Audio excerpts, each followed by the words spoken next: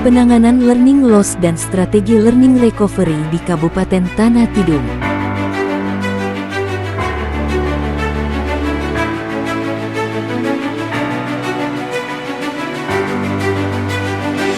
Kabupaten Tanah Tidung, salah satu kabupaten di Provinsi Kalimantan Utara, yang luas wilayahnya sekitar 4.828 km persegi, terdiri dari 5 kecamatan, dengan jumlah penduduk lebih kurang 27.500 jiwa.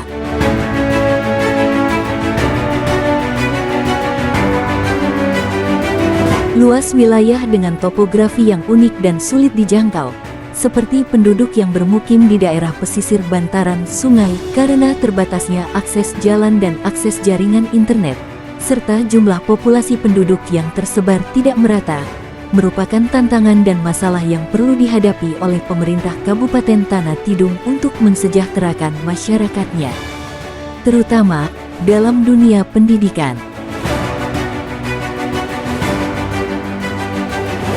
Pandemi COVID-19 pada Maret tahun 2021 mengakibatkan penutupan sekolah.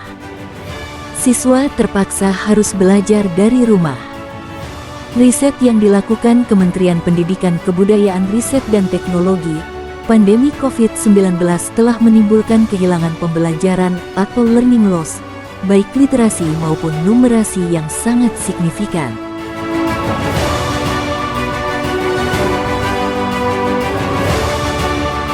Untuk mengatasi kondisi tersebut, Dinas Pendidikan dan Kebudayaan Kabupaten Tanah Tidung melakukan pemulihan pembelajaran atau learning recovery dengan 4 kebijakan strategis.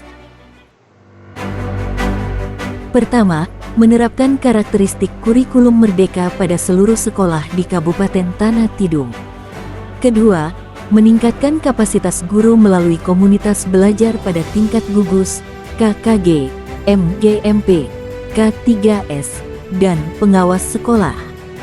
Ketiga, menggunakan asesmen diagnostik pemetaan kemampuan siswa, dilanjutkan dengan menerapkan pembelajaran berdiferensiasi. Dan yang keempat, menjalin sinergisitas antara sekolah dengan taman baca masyarakat. 4 strategi tersebut merupakan hal yang tepat dan mendesak untuk segera dilakukan. Untuk dapat merealisasikan 4 strategi tersebut, saya sebagai reformer melaksanakan beberapa tahapan.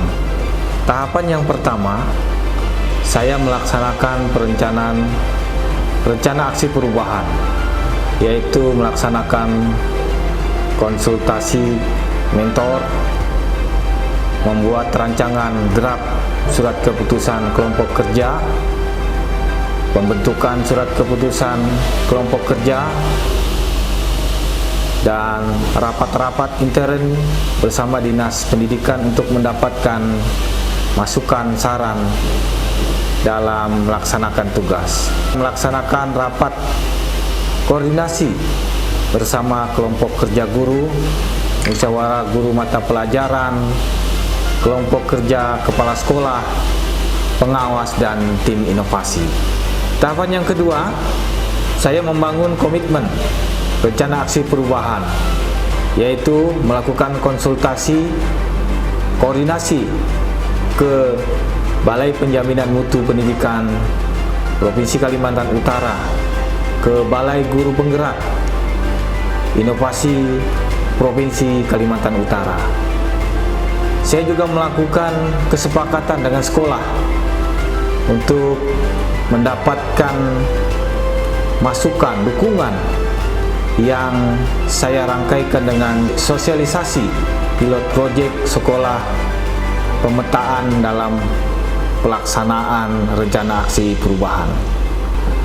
Tahapan yang ketiga, saya melaksanakan implementasi kegiatan rencana aksi perubahan, membuat surat edaran yang ditandatangani oleh Sekretaris Daerah sebagai bentuk dukungan kepada sekolah yang melaksanakan rencana aksi perubahan. Berikutnya, rapat pembentukan komunitas belajar di tingkat KKG, MGMP, M3S, dan pengawas serta tim inovasi. Dan dilanjutkan dengan pelatihan penguatan kapasitas guru, kepala sekolah, KKG, MGMP, kelompok kerja, kepala sekolah, pengawas, dan tim inovasi. Dan dilanjutkan dengan kegiatan asesmen diagnostik pemetaan siswa, dilanjutkan dengan implementasi pembelajaran berdiferensiasi. Dalam tahapan terakhir, saya melaksanakan monitoring dan evaluasi. Pada tahapan monitoring, saya melaksanakan kunjungan ke satuan pendidikan yang menjadi pilot project. Saya melihat bahwa hasil-hasil pemetaan yang dilakukan oleh guru dan dilanjutkan dengan pembelajaran terdiferensiasi. Adapun untuk evaluasi, saya bersama tim inovasi dan pengawas mengevaluasi progres capaian yang telah dilaksanakan dalam proses pemetaan dan dilanjutkan dengan pembelajaran terdiferensiasi. Seluruh guru di Kabupaten Tanah Tidung perlu melakukan asesmen diagnostik untuk memetakan kemampuan siswa. Pembelajaran dibedakan sesuai kemampuan siswa. Jadi, bisa saja dalam satu kelas, antar kelompok siswa berbeda pembelajarannya.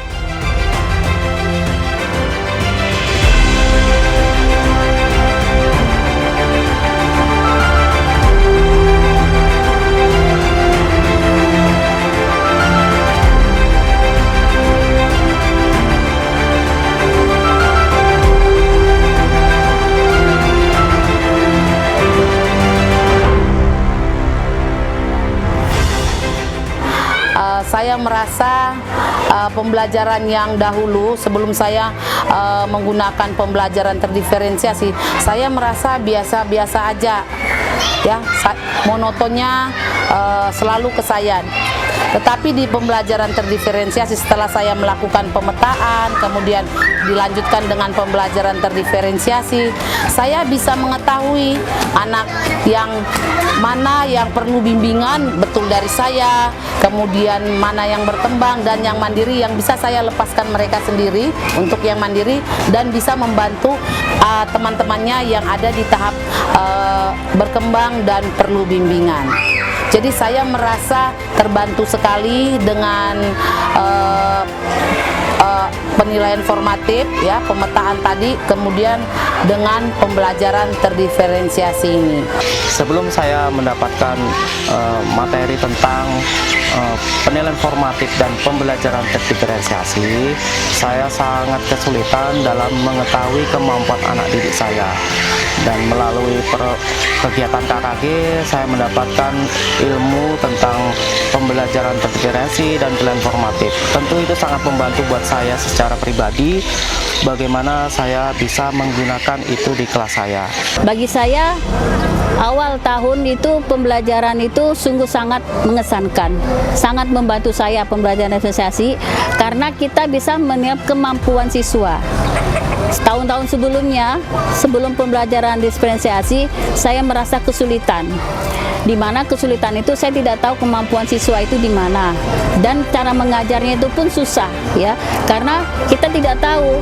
Misalkan yang ini bisa membaca, yang ini mengenal huruf. Nah, alhamdulillah setelah pembelajaran diferensiasi, saya mengadakan asesmen dan saya memilah anak-anak dengan level-level, ada menjadi 4 level. Nah, di situ saya memisahkan meja kursinya dan saya bisa memberikan pembelajaran sesuai dengan kemampuan mereka. Ada yang mengenal huruf, ada yang membaca kata, ada yang membaca suku kata, dan ada yang membaca lancar. Kunci pemulihan pembelajaran ada pada guru yang berpihak pada peserta didik dengan kepemimpinan pembelajaran yang kuat oleh kepala sekolah.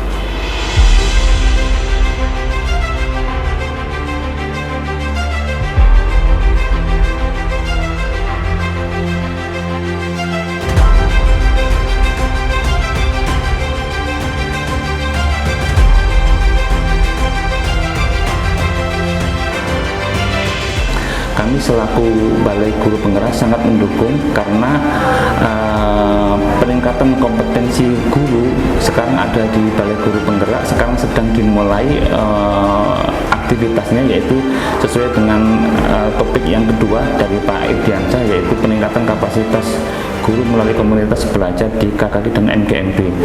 Mudah-mudahan apa yang dilakukan Pak Irdiansyah ini bisa membawa dampak positif untuk peningkatan guru yang ada di Kabupaten Tanah Tidung khususnya dan umumnya Provinsi Kalimantan Utara.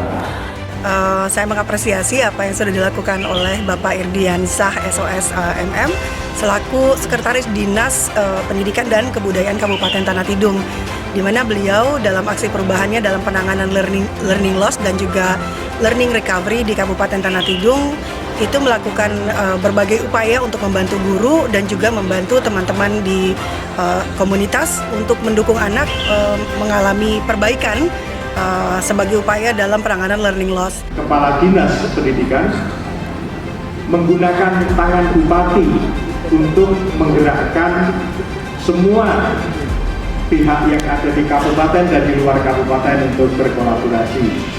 Kami inovasi mendukung penuh upaya Bapak Irdiansyah, PLT Kepala Dinas Pendidikan dan Kebudayaan Kabupaten Tanah Tidung dalam upayanya untuk pemulihan pembelajaran. 4 strategi yang dipilih sungguh sangat tepat, yaitu berfokus kepada kurikulum merdeka, sebuah kurikulum yang berfokus pada siswa, menerapkan asesmen kepada anak-anak sehingga para guru bisa siap untuk memberikan dukungan kepada anak-anak sesuai dengan kompetensinya, melatih guru-gurunya, dan juga bekerja sama dengan masyarakat dalam hal ini PKK dan PPM sehingga anak-anak tidak hanya dilayani di sekolah tetapi juga dilayani di masyarakat. Saya yakin pasti bahwa upaya Pak Irdiansyah ini akan membawa lompatan besar bagi pendidikan di Tanah Tidung.